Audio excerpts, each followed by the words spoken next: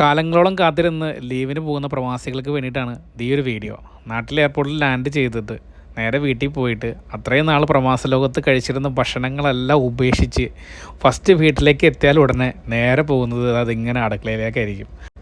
അപ്പോൾ അടുക്കളയിൽ നമ്മുടെ അമ്മ ഭയങ്കര തിരക്കിലായിരിക്കും. ഫസ്റ്റ് ഐറ്റം നമ്മുടെ സ്വന്തം ബീഫ് കറി ആയിരിക്കും. പിന്നെ രണ്ടാമത്തെ മെയിൻ ഐറ്റം നമ്മുടെ സ്വന്തം മാങ്ങാക്കറി.